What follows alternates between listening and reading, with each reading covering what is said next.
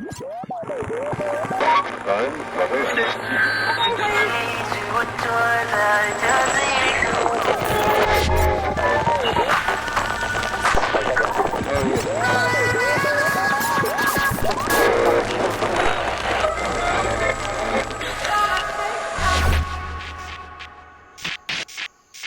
my god, you guys. Oh my god. Okay. So here's the deal. I don't know. Where's the camera? Oh, that's right, I moved it.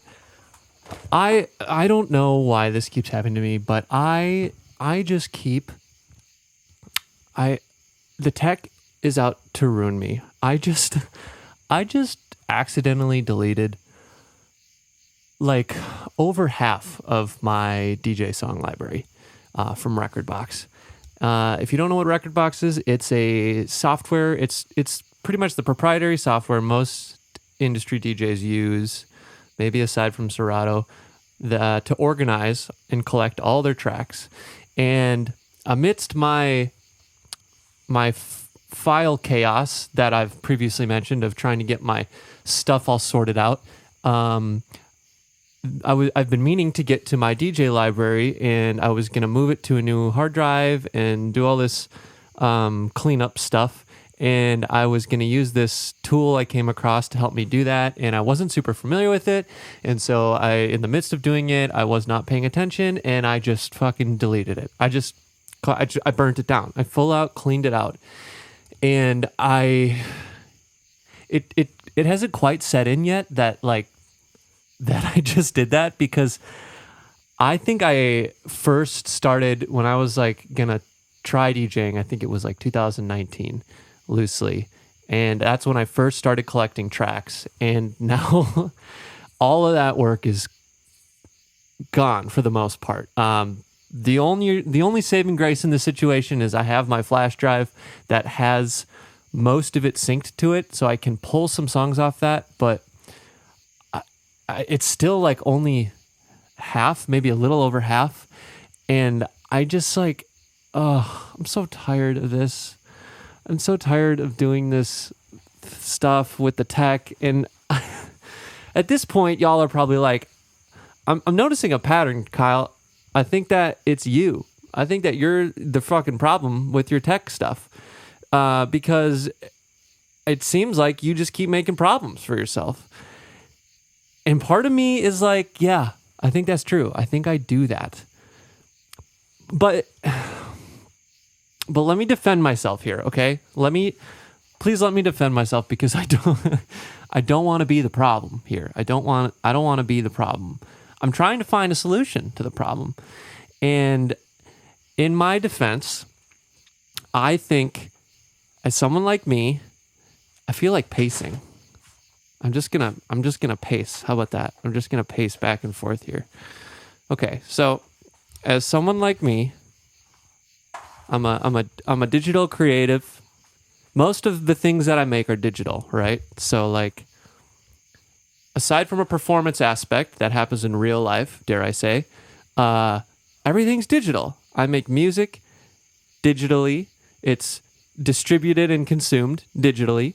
I make videos that are put on the internet and consumed digitally. I make samples and sound packs that are downloaded digitally and used digitally to make more digital music. And streaming happens digitally online on the internet. And what else do we got? I don't know. Oops, I just changed the camera. Yeah, everything's digital, right? Okay, so I spend a lot of time sitting at this desk, okay? If you want to see this again, maybe you do want to see it again, because honestly, now that I've got it down, it's kind of a sick setup. Look at this thing. This is our rig. This is the ship, okay? Then we got the brain. We got the brain back here. Look at all that stuff. And we got the big old screen and the controls and blah, blah, blah, blah, blah. You get it, okay? I spend a lot of time sitting right here, okay? Now I'm going to sit here. I spend a lot of time sitting right here and spending it making and using digital things, right? So I want to say that I feel like because of I've been doing this since like, I mean, when did I get my first computer? I mean, I guess I even started as a kid, right? Okay, so let's go back in time. So I started. My family had one of those chintzy desktop Dells that is made of that gross cream color plastic, and we didn't have a Mac. I was not a Mac family.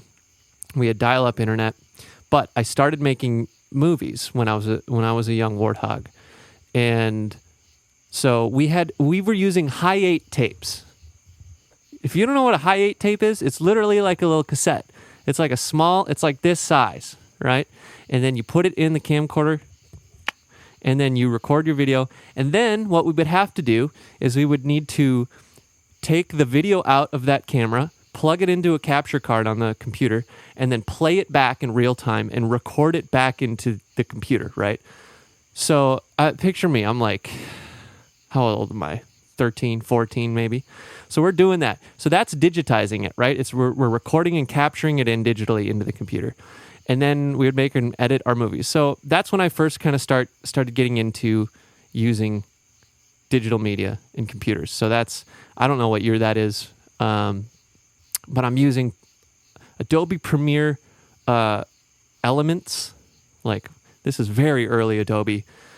And a little bit of Photoshop. Me and my friends would make these joke Photoshop covers of us superimposed into like famous movie scenes like Saving Private Ryan or The Matrix or like, stuff like that. So yeah, hold on. No, I'm like, I think I have that somewhere, but I'm going to have to dig that out. It's going to take a second. So yeah. Okay. So I've been doing that since I've been a young warthog. And then I didn't get a laptop until college. Okay. So then in college, I started, I didn't have one in high school. I was still basically using a computer for MySpace and Facebook and Instagram, early age shit. I did have a smartphone. My parents wouldn't let me have a smartphone until I went to college when I bought myself one. So yeah. Then in college, I get my first laptop. And I start getting into the digital media of posting pictures on Instagram. And then I bought my first recording software. It was Sonar Cakewalk. Ever heard of that one?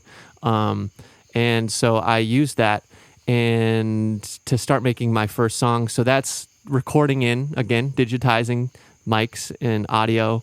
And I'm dabbling into that really loosely. I wouldn't call it producing at that point.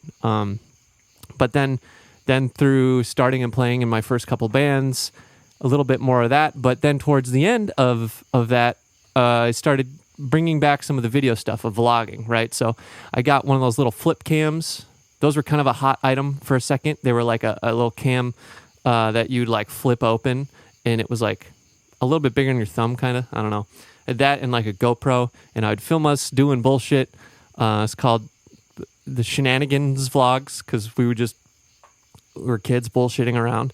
And and then we would record some tour videos and vlogs and all that stuff. So again, taking those digital files, putting them on the computer, editing them, doing more and more of that. And then, making our own album art. I started designing our own merchandise using Photoshop, designing flyers on Photoshop. I wasn't really what's it called? Adobe Illustrator. I wasn't an Illustrator guy. I'm a Photoshop guy. So I'm doing that. So all these things are piling up, right? So now I'm starting to, and still it's kind of on the early edge of this stuff. Like, we don't even know what's happening. We're all just kind of doing it here and there off the cuff because we need to, and we don't want to pay anybody. So I'm like picking up all these skills. And so then by the time that I quit that band, then I'm getting into producing, right? I found the Chainsmokers and everything changed, right? And so now I'm switching to really a full-fledged producing of digital music, electronic music. So using software synthesizers, Logic Pro, Ableton, eventually getting into Bitwig, downloading samples, sound packs, presets, and making all this digital music. And then it wasn't until probably right around this time that Spotify, this was still kind of early Spotify, right? So we only we're early to posting music on Spotify. It wasn't like dominating the industry, right? So music wasn't really being consumed digitally quite yet. And so then a little bit into this electronic direction, Spotify starts picking up heat and everything's starting to go digital. Apple Music comes out, Spotify's dominating, Tidal gets released, all these things. Everybody starts switching to consuming their music digitally. YouTube's been popping now. This is like 2019, right? I'm on the front end of this, and YouTube's been popping. Being a vlogger is kind of hot right now, right? And then the social media starts booming big time, right? Around this time, 2018. The influencer hype is good. YouTube videos are popping. The term virality is just kind of now becoming like commonplace, and people are seeking out virality. And so all this digital media is getting created all the time, right? And myself, I'm doing the same thing. I'm making these songs. I released my first record on Spotify digitally. I'm making my own album art again, making my own merchandise again, posting content, recording content, all this stuff. So I'm using computers more and more and more and more. And to the point where when I moved to Nashville a few years ago, before getting lost in space in the jungle, obviously, when I moved here, I pretty much like switched to doing that sort of thing full time. I'll say freelance digital creative. Okay. So I've been collecting all this experience and random bullshit and using computers, and I've always been into tech and stuff. I've always been geeky and techie and want to tweak and try new things. I was like one of the first ones to try a Kemper, and I just all that stuff in music tech, because technology has always facilitated art. So it's always been really interesting to me. And so, God, please stick with me on this, because I've been thinking about this. Okay, so using a lot of that. So for the past 5 years, I've essentially been sitting down at this desk to make some type of digital media.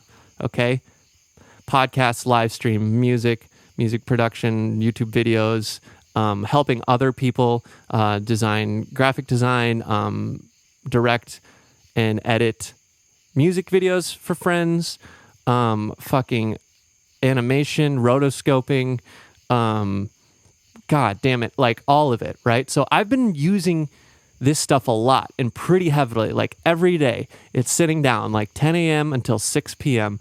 every day, 8 hours. I'm fucking in this ship, and I'm just like, it's deep.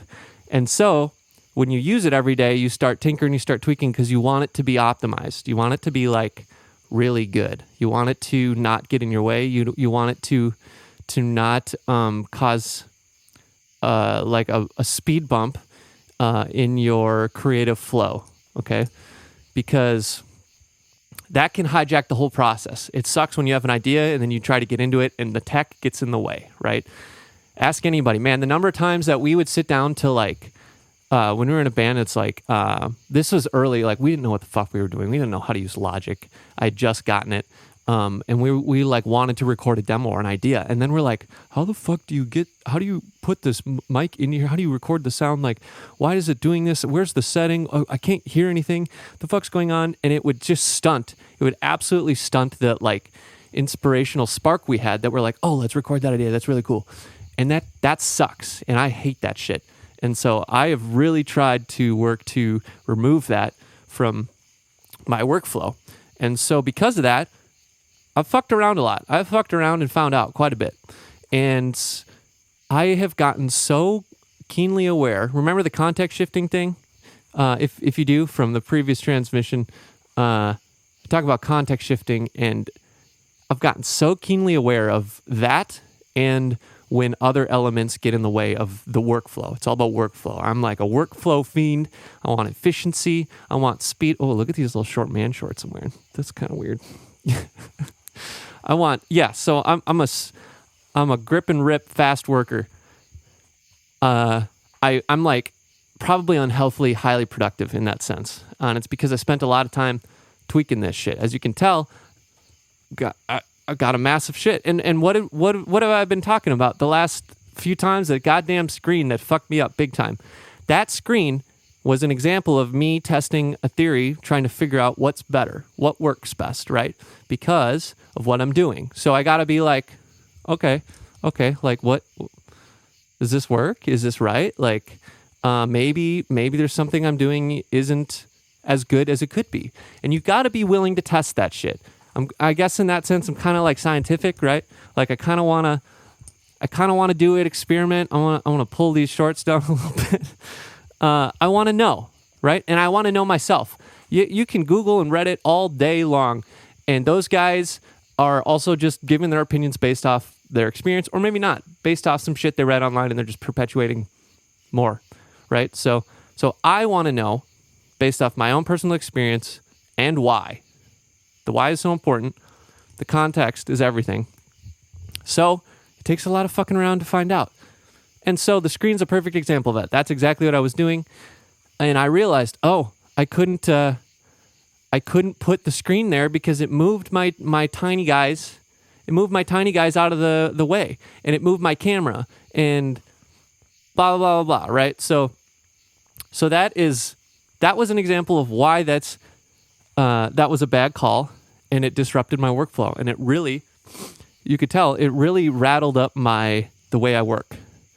And when you get really used to that, and when you're in search of optimism, it gets you pretty good, right? So yeah, I've been doing this a long time. So I will say, where I'm going with this whole fucking rant is, I would say I have probably a little bit more experience than most users, most consumers, dare I say. Maybe you're a consumer. Maybe you are. Most of us are. I am certainly not just a consumer. I'm a power user for sure. I am a prosumer, bordering professional, depending on what the use case is. I'd like to call myself a professional, but considering that all of this is so many different types of media that, like, in some areas I'm professional, like I would say audio professional equipment, studio audio professional equipment, video, prosumer, and lighting. I'm going to say under prosumer a little bit, but would do if I could throw some truss up in here, that'd be fucking sick. Anyways, so yeah. So yeah, I'm a prosumer professional. I'm in seek of the best, the reliability, the efficiency, and all that jazz. So I'm going to go over here to the lounge, I think, maybe.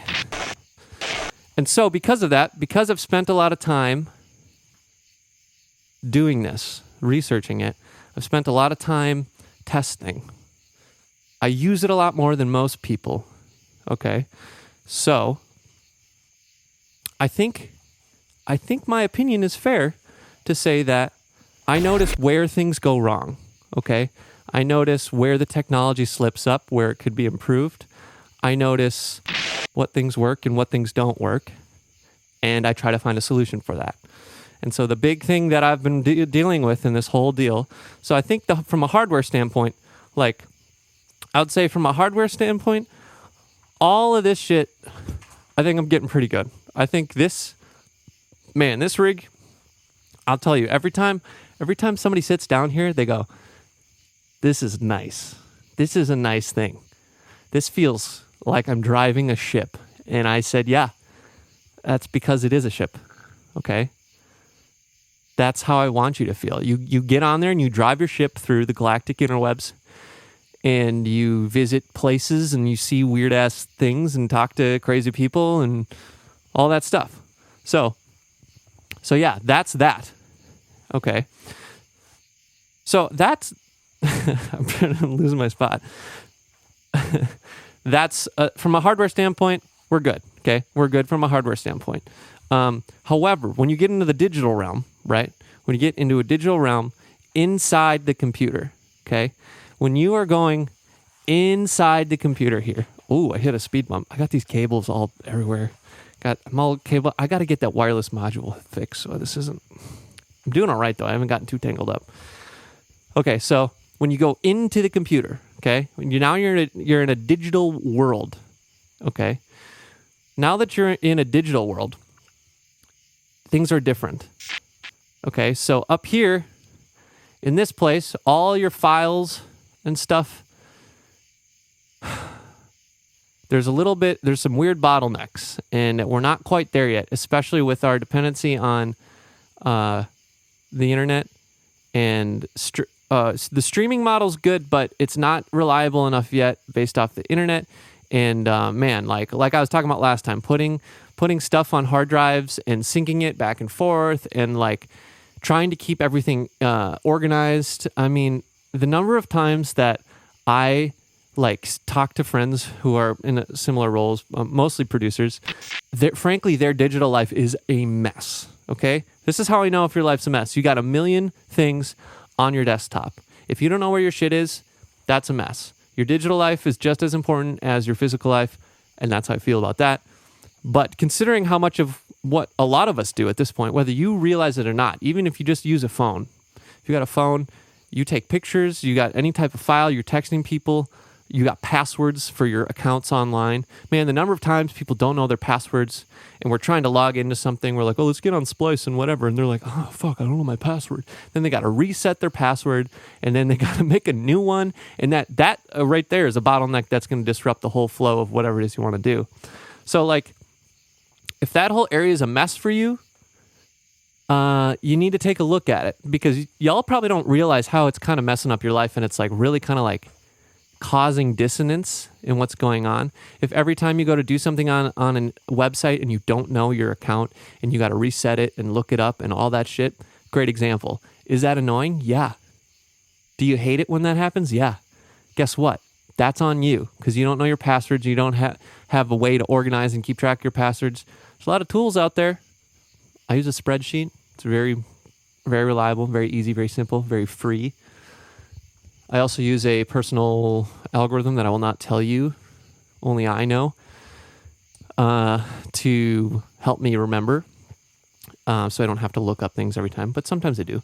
Anyways, and so yeah, you got all these files everywhere, and it's only going to keep happening, right?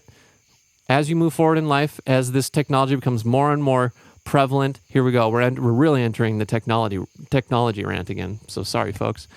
But as you grow up, as you get older and you get more into this, it's only going to be more. You're going to only collect more and more shit. You're going to start upgrading your Apple iCloud plan to be 5 terabytes soon, because you got all these photos you don't want to get rid of, or all this shit, and it's just going to keep storing, keep adding up, and all this, and you're going to want to know where your stuff is. You got to know where your stuff is. Aren't you annoyed when you're like, I know where my wallet is, but somewhere around here, you can't find it? It's the same thing. It's just a digital file. It's no different. So that shit bothers me a lot. A lot. And it's because I use this shit so much every day. And if I didn't have a system in place for how to organize all of my files and all of my assets and where it is and what projects and what's with that project and how to find the pieces with that project and where's the export and what's the right one to use to upload to the server and it's like, it's a lot. You need a system. We like systems. And if you don't have a system, all hope is lost. Let me catch my breath here. So, because I've been doing this so much, I'm so aware of all these little things that are kind of piling up. And I know I'm on the front end. Y'all might be like, I don't know what you're talking about, Kyle. You're being goddamn dramatic. Thank you. I don't have an issue. Well, good for you. I'm glad you don't have an issue. Frankly, if it's because you're a consumer, great. If you don't have an issue, maybe it's because you haven't had one yet, but you will, I promise, at some point in time. But for the rest of us that are on the professional digital creative life, you need to sort this out. You got to organize your shit. You got to store it. You got to back it up. You got to know how to find it. You got to have systems. and it's got to be reliable, and it's got to work. And in order to do that, you need to test a lot of shit, and you got to try some shit. So regarding my Rekordbox DJ library, full circle, hope you like that. Regarding that, I was kind of in the middle of testing some shit, trying out how to move this. What's the most reliable way to do that? Where am I going to put it? I'm moving it to another hard drive. And I was trying a new tool, new software that I was not familiar with. And I think I was just kind of in a rush. I wasn't really paying attention. I wasn't reading the full prompts, prompt windows, and I deleted a lot of shit. So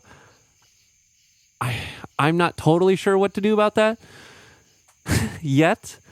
A little bit of part of me is like kind of okay. I'm like, do you ever lose a bunch of shit and you kind of have a little bit of relief that now you don't got to deal with it? It's just gone. It's done. Yeah, that's kind of how I feel. The DJ library thing has been bothering me for a while. Oh, let's go on this rant. This will be fun. Okay, so here's another example of some shit that's been bothering me. Don't you just love just like a lot of rants? Yeah, okay. So here's some other shit that's been bothering me from a DJ perspective for any of you DJs out there, or if you're not a DJ, maybe you just want to know. Okay. So to be a DJ these days, typically what most people do is they will find songs they want. They will download them from their respective place. Maybe it's Beatport, maybe it's iTunes, maybe it's maybe it's a bootleg off of SoundCloud, right? And they download the file. They keep the file in a location of their choosing, and then they add it to their DJing software, Rekordbox, Serato, Traktor are a few. Okay, so they do this, and then they don't do this. They just add stuff. So they do this and they add it to their library. Now, what that software does is it finds the location of the original file that you've downloaded, and it references it, and it lets you make all these edits in here. And then you need to take your flash drive and you need to plug it in, and then you need to sync the files that you want to use on the hardware on stage, the decks. You need to sync it to a flash drive, and then you need to take that and plug it in and use it, right? Okay, so I don't know where I want to sit. I'm very like, I'm going to stand in frame here. This whole workflow has been bothering me, right? Because where do you listen to most of your music, right? Remember, we're in a digital age. You're either listening on Spotify, Apple Music, or, one of the other third wheel ones, Tidal, Pandora, Deezer, whatever, or like a SoundCloud, right? What I did previously is I would have a playlist on my phone of tracks to download for DJing that I could then go and reference later. So then I'd have to go, I'd be at the gym listening to music. I'm like, oh, that's cool. I want to do that. So I put on the playlist. Maybe I add it to the other playlist I have that's of the vibe of that track, essentially a crate, but we're going to call it a playlist in this situation. We'll get back to that. And then I would bring that playlist back. I would sit down here at the computer like this. I would sit down, and then I would do this thing. I'll show you this workflow actually, because it's kind of ridiculous. So I'd look up my playlist, and so I'd be like, oh, okay, here's the song I need. Then I gotta have to go find this track, look it up. Here it is, Guardian by Spencer Brown. Ooh, a jungle. Look at that.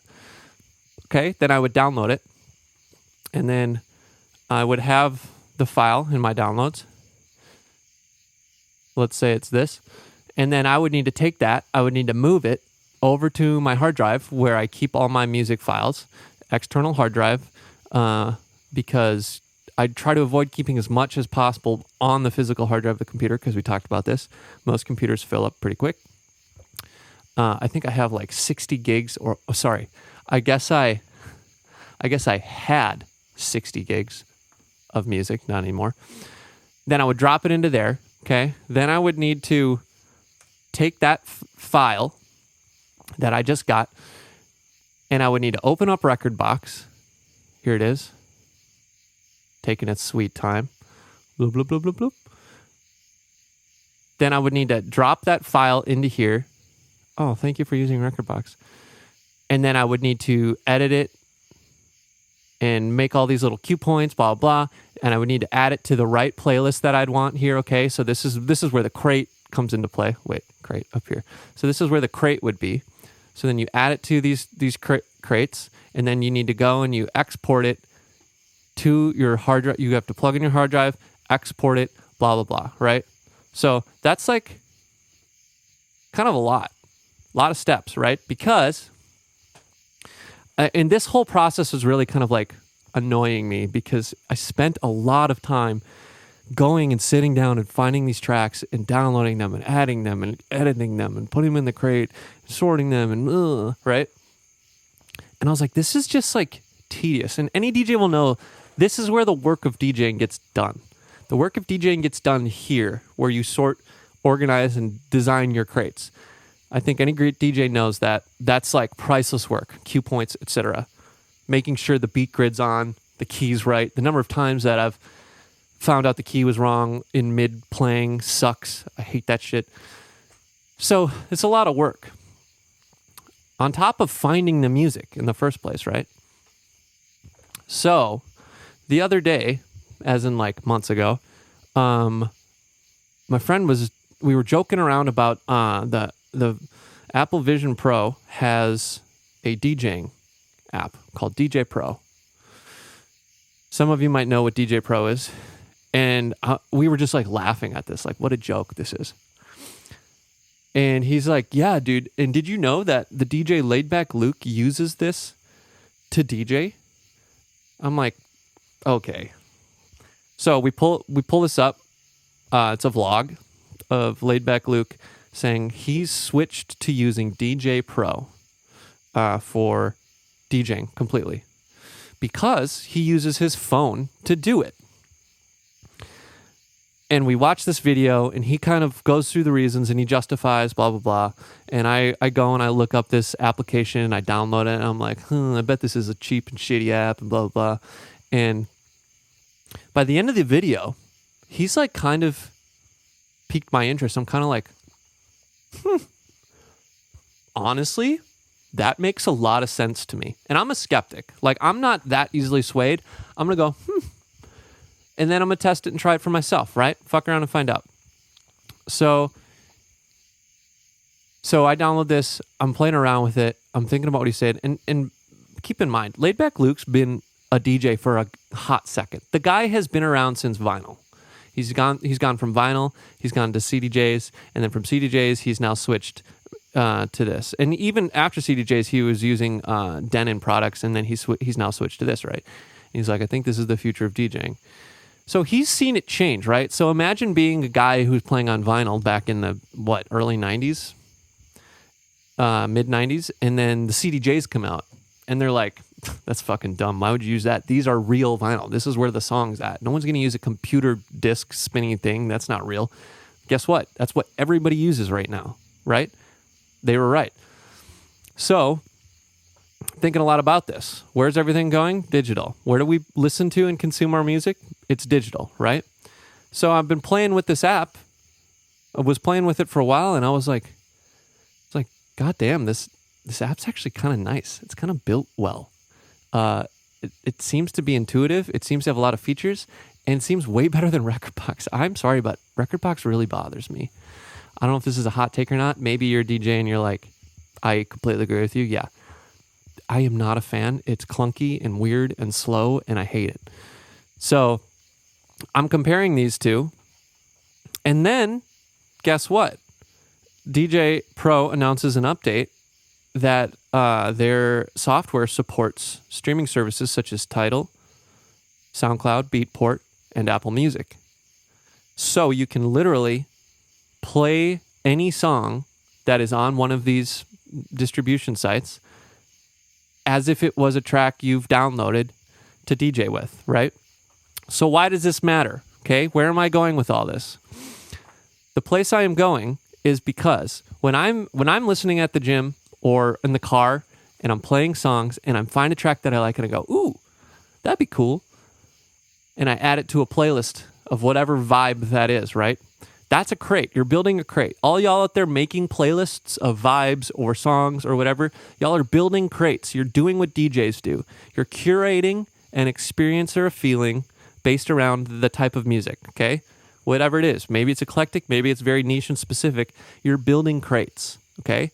So in my brain, I don't want to do the work twice. If I'm already building the crate on my DSP, Spotify or Apple Music. Side note, recently switched back to Apple Music. I started on Apple Music. I went to No, that's not true. What did I do?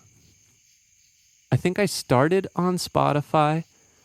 I went to Apple Music. I went back to Spotify. No, I went back to Apple Music. I don't know, something like that. I've gone back and forth. After a while, you want like a new spicy refresh of your algorithm. So like, it's kind of nice actually. But I'm also an Apple slut. So like, I don't know. But this was a big reason, is because with this all converging, right? Everything's converging here, okay? The stars are aligning. I'm having all this dissonance in my digital life. I'm sick of all these little inefficient, workful things of downloading or listening and adding and downloading and adding and organizing and syncing and exporting and right? I'm like, oh, this actually sounds like really nice. So I start trying it out, and I go back to Apple Music, and I'm like, well, if I'm just building a crate in Apple Music, I don't have to build the crate again in Rekordbox, because I just open up DJ Pro, and it's just right there. So I'll open up DJ Pro, I'll show you. Here's all the options. Okay, on the side, right? Title, SoundCloud, Beatport, your physical files. So if you want to use your own files, like you would on Rekordbox, you can do that. It also supports videos for all you open format club boys out there. And then Apple Music, right? And then you can build your own playlist within DJ Pro that combines source music from all these sources, right? So here's my playlist that I've been building, right? I just open them up. Oh, here's the tracks.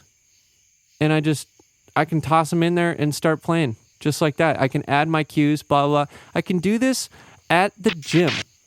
I was literally trying this out at the gym, and I was like, this is actually sick. Now, is it going to hold up? I don't know. But where I'm going with all of this is because I went and see, it's almost like part of my brain wanted to delete my library. It's like subconsciously it was telling me to just burn it down and switch.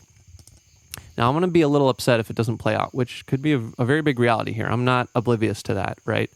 But I'm very intrigued by this. And now, since most of my library has been torched, I almost feel like I have no choice other than to go all in on this and test it out and see if it works. Because what else am I going to do, right? Like, I've been building these crates. I was actually redundantly building these crates is what I was doing, because I didn't want to fully switch. And so I was, it kind of sucks now, because I was kind of planning on, I was attempting to want to play some more off decks this summer, but I don't know. Maybe if I ever get out of this jungle or something, right?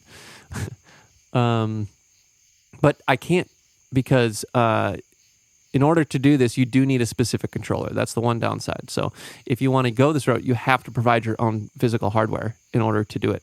However, there's hardware for it, and all you have to do is just plug into like decks that are already there, and it works.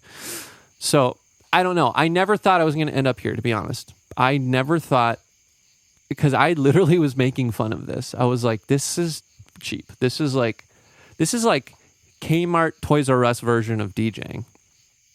And I kind of disagree. Not kind of, I very much disagree. It feels very competitive to Rekordbox, in my opinion. They just don't have hardware to back it up. That's the only area that I feel that Pioneer excels.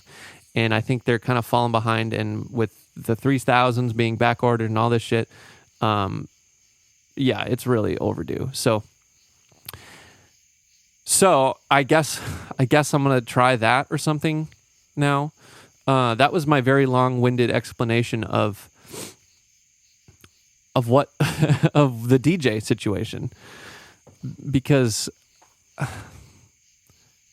yeah, I mean, in this situation, I definitely created my own problems. But do you see what I'm saying? I'm trying to find what I want is, because this is my life, because I spend all my time sitting here or using a computer or whatever, I want it to be a sustainable relationship. And part of that means coming up with systems that can grow and scale.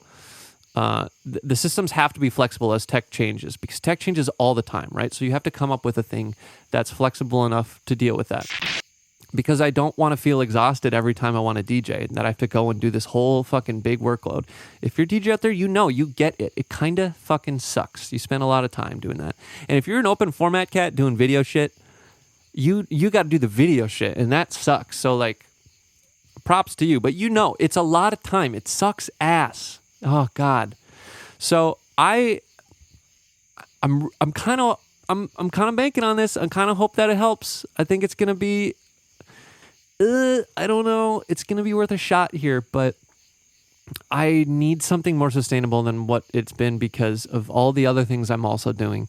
In order to DJ, to do that whole fucking crate thing with the flash drive, not so good. If I'm just walking around, or I can add some songs to a crate, add some cue points, and literally walk in. This is your flash drive now. This is your flash drive. It's literally a computer. The computer is better than the computer in a CDJ. Promise you that. And if you use a CDJ and it takes a hot second to load up your track, that sucks. This is way more powerful. Seriously. So, yeah, I guess I did that intentionally or something. I guess that's what I do to myself. I don't know. So that's where I'm at. It hasn't totally set in because it happened and I just was like, I'm gonna not think about that I just did that, because that kind of sucks. So I'm gonna but see, now I'm gonna have to go and I'm gonna have to rebuild a lot of these cue points in DJ Pro. So I don't know, but for a second there I thought I was getting close, because I, like the last time, I was like, I'm exhausted from this and I think I'm getting there, but then I went and I did this, so we're not quite there yet. But I don't know. That's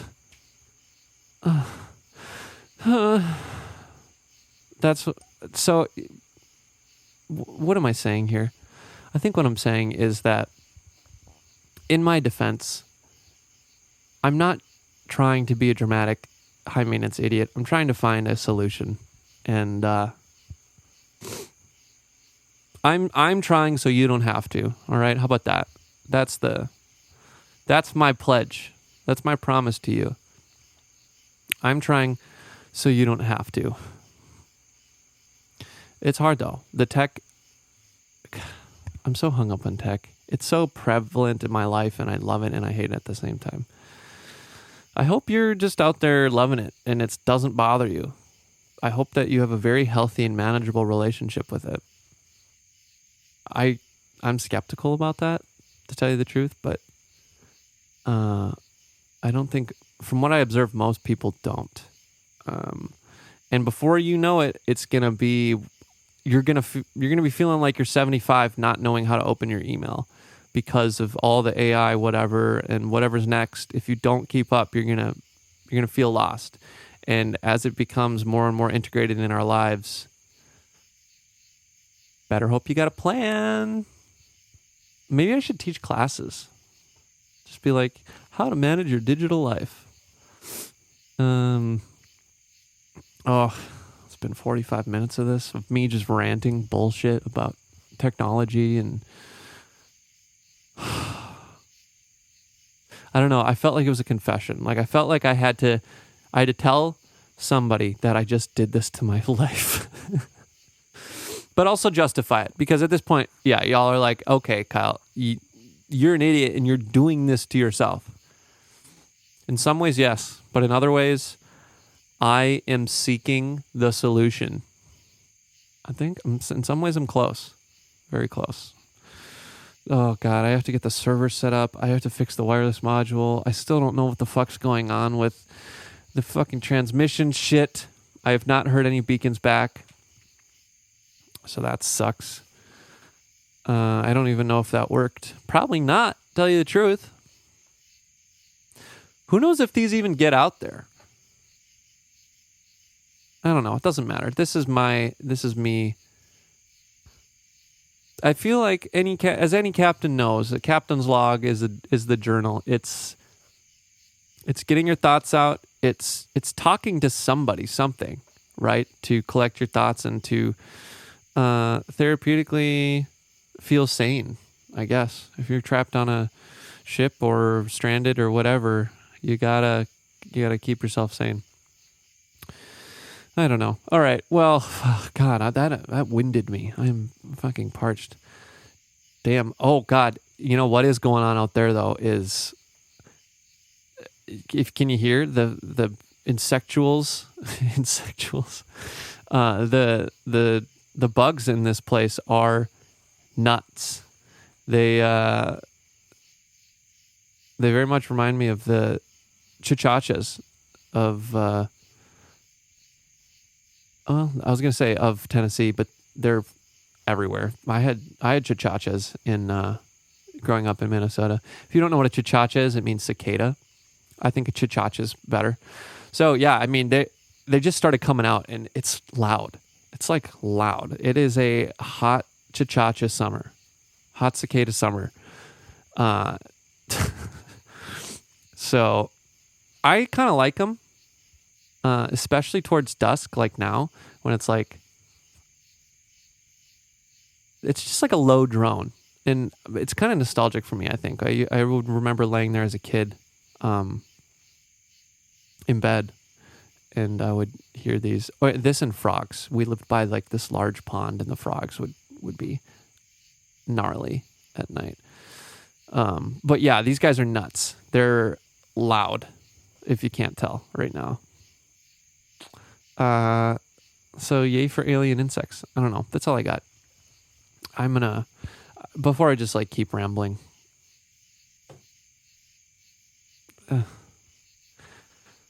All right. This is Captain's Log signing off. Be good, y'all.